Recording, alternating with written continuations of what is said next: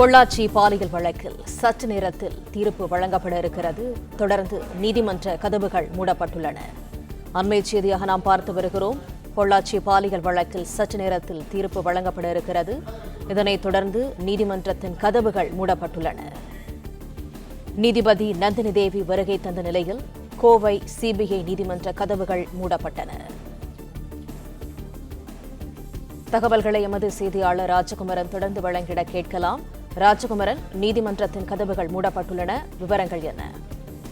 இந்த வழக்கினுடைய விசாரணை நடைபெற்ற பொழுது 8 பெண்கள், பாதிக்கப்பட்ட இளம் பெண்கள், கல்லூரி மாணவிகள் வழக்கில் தங்களுடைய பாதிப்பு தொடர்பான விவரங்களை பதிவு செய்த பொழுது அந்த விசாரணையின் பொழுது நீதிமன்ற கதவுகள் மூடப்பட்டு காணொலி காட்சி வாயிலாகத்தான் பாதிக்கப்பட்ட பெண்களை நீதிமன்றத்தில் விசாரணைக்கு ஆஜர்படுத்தி இருந்தார்கள். தற்பொழுது விசாரணையின் பொழுது எப்படி நீதிமன்றத்தினுடைய கதவுகள் மூடப்பட்டு மிக மிக ரகசியமாக அந்த பாதிக்கப்பட்ட பெண்களுடைய விவரங்கள் வெளியாகிவிடக் கூடாது என்பதற்காக விசாரணையில் ஈடுபட்டிருந்த வழக்கறிஞர்கள், குற்றச்சாட்டுக்கு உள்ளான நபர்கள், அதே போன்று அரசு தரப்பு சாட்சியங்கள் மட்டுமே நீதிமன்றத்திற்கு உள்ளாக அனுமதிக்கப்பட்டார்களோ அதே போன்று தீர்ப்பு வழங்கக்கூடிய இந்த நிமிடத்திலும் மிக மிக ரகசியமாக நீதிமன்றத்தினுடைய கதவுகள் மூடப்பட்டு பொள்ளாச்சி பாலியல் வழக்கில் சற்று நேரத்தில் தீர்ப்பு வழங்கப்பட இருக்கின்றது. ஏனென்றால் இந்த வழக்கில் பாதிக்கப்பட்ட பெண்கள் அனைவருமே அப்பாவிகளாக நம்பி ஏமாந்த பெண்கள். அதாவது தனக்கு தெரிந்த நண்பர்களோடு செல்லும் பொழுது அவர்கள் தன்னுடைய நண்பர்களை அழைத்து வந்து அந்த இளைஞர்கள் ஒரு கூட்டு பாலியல் வன்புணர்வு என்ற அடிப்படையில் அந்த பெண்களை நம்ப வைத்து ஏமாற்றி இருந்தார்கள். இதுதான் இந்த வழக்கமான பாலியல் சம்பவங்களை காட்டிலும் இது மிகவும் ஒரு குரூரமான ஒரு சம்பவமாக பார்க்கப்பட்டது. ஏனென்றால் பாதிக்கப்பட்ட பெண்களை பொறுத்தவரை திட்டமிட்டு அவர்களை சின்னாவுனப்படுத்த வேண்டும் என்கின்ற நோக்கத்துடனேயே அந்த இளைஞர்கள் பழகியிருந்தார்கள் என்பது குற்றச்சாட்டாக இருந்தது. நன்கு அறிமுகமான நபர்களோடு செல்லும் பொழுது அவர்களே இது போன்ற ஒரு குற்றச்செயலை செய்திருக்கின்றார்கள். ஒரு பெண்ணை தனியாக ஒரு பகுதிக்கு அழைத்து சென்று அதன் பிறகு சுற்றிலும் தங்களுடைய நண்பர்களை நிற்க வைத்து அந்த பெண்ணோடு தனியாக இருக்கக்கூடியதை தங்களுடைய நண்பர்கள் மூலமாக செல்போனிலே பதிவு செய்து அந்த பெண்களிடம் காட்டி மிரட்டி பணம் பறித்திருக்கின்றார்கள். எப்பொழுதெல்லாம் அந்த பெண்களை வரவழைக்க வேண்டுமோ அப்பொழுதெல்லாம் இதையெல்லாம் நாங்கள் வெளியிட்டு விடுவோம் என்று பயம் காட்டி அந்த பெண்களை எல்லாம் இவ்வாறு செய்திருந்தார்கள். இந்த சூழ்நிலையில்தான் பொள்ளாச்சி பாலியல் வன்கொடுமை வழக்கினுடைய தீர்ப்பு இன்னும் சற்று நேரத்தில் வாசிக்கப்பட உள்ள நிலையில் நீதிமன்றத்தினுடைய கதவுகள் மூடப்பட்டிருக்கின்றன. நீதிபதி நந்தினி தேவி வருகை தந்த நிலையில் கோவை சிபிஐ நீதிமன்றத்தினுடைய கதவுகள் மூடப்பட்டிருக்கின்றன. நீதிபதி இருக்கின்றார், வழக்கறிஞர்கள் இருக்கின்றார்கள், குற்றம் சாட்டப்பட்ட 9 பேரும் நீதிமன்றத்திற்குள் இருக்கின்றார்கள். இந்த வழக்கை பொறுத்தவரை மிகவும் இந்த முக்கியமான சில செக்ஷன் என்று சொல்லப்படக்கூடிய சட்ட பிரிவுகள் பயன்படுத்தப்பட்டிருந்தன. நம்பிக்கை மோசடி, பாலியல் வன்புணர்வு, உயிர் அச்சத்தை விளைவிக்கக்கூடியது என்பது உட்பட பல்வேறு முக்கிய வழக்குகளாக அந்த பிரிவுகள் எல்லாம் பதிவு செய்யப்பட்டிருந்தன. பொள்ளாச்சி பாலியல் வழக்கிலே நீதிமன்ற கதவுகள் மூடப்பட்டு தற்பொழுது செய்தியாளர்கள் உட்பட யாருக்கும் நீதிமன்றத்திற்குள் அனுமதி இல்லை என்பதை நாம் பார்த்துக் கொண்டிருக்கின்றோம். மிக மிக முக்கியமான அந்த சட்டக்கூறுகளான 354A, 354B, 376, 392, 34 மிகவும் முக்கியமான அந்த சட்டப்பிரிவுகள் நம்பிக்கை மோசடி, கூட்டு வன்புணர்வு உட்பட அந்த முக்கியமான பிரிவுகளின் கீழே வழக்கு பதிவு செய்யப்பட்டன. இந்தியாவை பொறுத்தவரை ஒரு சில வழக்குகளுக்கு மரண தண்டனை வரை செல்ல முடியும் என்பதையெல்லாம் நாம் பார்த்திருப்போம். குறிப்பாக இந்த கூட்டு வன்புணர்வு என்பது மிகவும் சென்சிட்டிவான ஒரு வழக்காக இருக்கும். உச்சபட்ச தண்டனையாக அது போன்ற தண்டனைகள் எல்லாம் பல வழக்குகளில் இந்தியா முழுவதும் கொடுக்கப்பட்டிருக்கின்றன. இன்று குற்றச்சாட்டுக்கு உள்ளான இந்த 9 பேரும் குற்றவாளிகளா என்பது தொடர்பாக தீர்ப்பு வாசிக்கப்பட இருக்கின்றது.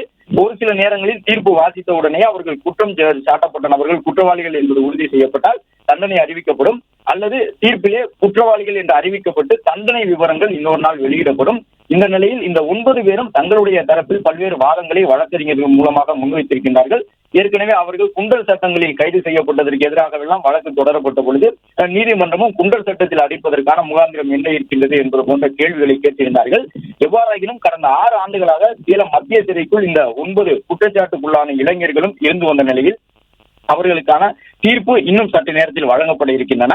பொள்ளாச்சி பாலியல் வன்கொடுமை வழக்கு என்பது தமிழகம் மட்டுமல்ல இந்திய அளவில் ஒரு மனசாட்சியை உழுக்கக்கூடிய ஒரு சம்பவமாக இருந்தது. அந்த அளவு அந்த பாதிக்கப்பட்ட பெண்களுடைய அழுகக்கூடிய காணொலி வெளியாகி இருந்தது. அந்த வீடியோ காட்சி வெளியான பொழுது அந்த பெண் கதறி அழுகும் பொழுது, அண்ணா உங்களை நம்பித்தானே வந்தேன் என்று சொல்லி ஒரு இளைஞரை சுட்டிக்காட்டுகின்றார். அந்த இளைஞர் சிரித்து கொண்டே தன்னுடைய நண்பர்களை அழைத்து வந்து இந்த பாருங்கள் இவர்தான் அந்த பெண் என்று சொல்லுகின்றார்.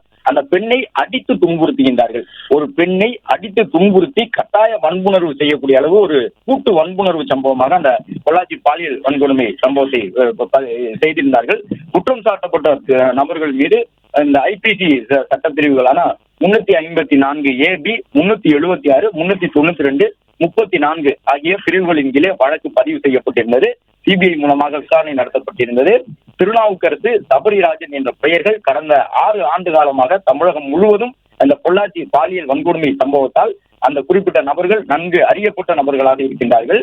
அந்த அளவு இந்த பாலியல் வன்கொடுமை சம்பவம் என்பது அரசியல் ரீதியாகவும் இப்போது வரை கூட இன்று சட்டப்பேரவை கூட்டத்தொடர் நடந்தாலும் அதிமுக திமுக இடையே அந்த வாக்குவாதம் சட்டப்பேரவைக்குள் எழும்பொழுது, குறிப்பாக முதலமைச்சர் மு.க.ஸ்டாலின், எதிர்க்கட்சித் தலைவர் எடப்பாடி பழனிசாமி ஆகியோரும் சட்டமன்றத்தில் எழுந்து பேசும் பொழுது இன்று பேசினாலும் கூட பொள்ளாச்சி பாலியல் வன்கொடுமை சம்பவம் பற்றி பேசாமல் அந்த வாதங்கள் முற்றுப்பெறாது சட்டப்பேரவைக்குள். அந்த அளவு அரசியல் ரீதியாகவும் இந்த பொள்ளாச்சி வன்கொடுமை சம்பவங்கள் மிகப்பெரிய தாக்கத்தை ஏற்படுத்தியிருந்தன. தொடர்ந்து முதலமைச்சர் தன்னுடைய எதிர்க்கட்சி மீதான விமர்சனத்தை முன்வைக்கும் பொழுது பொள்ளாச்சி பாலியல் வன்கொடுமை சம்பவம் தொடர்பாக நீங்கள் எஃப்ஐஆரை தாமதமாக பதிவு செய்தீர்கள் என்றெல்லாம் சொல்லியிருந்தார். ஆனால் அந்த எஃப்ஐஆர் உடனடியாக பதிவு செய்யப்பட்டது. அது மட்டுமல்லாமல் உடனே அடுத்த மாதத்திலேயே சிபிஐ விசாரணைக்கு இந்த வழக்கை நாங்கள் மாற்றிவிட்டோம் என்று அதிமுக தரப்பில் எல்லாம் விளக்கம் அளித்திருந்தார்கள். நடப்பு சட்டமன்ற கூட்டத்தொடரில் கூட அண்மையில் நடந்து முடிந்திருந்த அந்த சட்டமன்ற கூட்டத்தொடரிலும் அதே வாதங்கள் எழுந்திருந்தன. அதற்கு முன்பாக நடைபெற்ற 3 மாதங்களுக்கு முந்தைய சட்டப்பேரவை கூட்டத்தொடரிலும் பொள்ளாச்சி பாலியல் வன்கொடுமை சம்பவத்தை முன்வைத்து கிட்டத்தட்ட 1.5 மணி நேரம் முதலமைச்சர் மு.க.ஸ்டாலின் மற்றும் எதிர்க்கட்சித் தலைவர் எடப்பாடி பழனிசாமி ஆகிய இருவருக்கும் இடையே நேருக்கு நேர் சட்டப்பேரவைக்குள்ளே கடும் வாக்குவாதம் எல்லாம் எழுந்திருந்தது. அதன் பிறகு சபாநாயகர் வரை அதை சென்று பல்வேறு கருத்துக்கள் சொல்லப்பட்டன. நாங்கள் நிரூபித்தால் இனிமேல் சட்டப்பேரவைக்கே வரவில்லை என்றெல்லாம் அதிமுக தரப்பில் கூறியிருந்தார்கள்.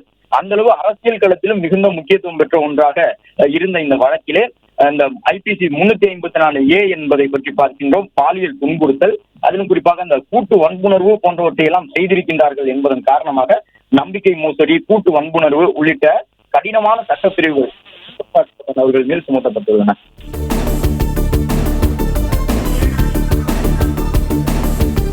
ராஜகுமரன், நீங்கள் இணைப்பிலே இருக்கலாம். பிளே ஸ்டோர் மற்றும் ஆப் ஸ்டோரில் இருந்து பாலிமர் செயலியை QR கோடு மூலம் பதிவிறக்கம் செய்யுங்கள். செய்திகளை உடனுக்குடன் பெறுங்கள்.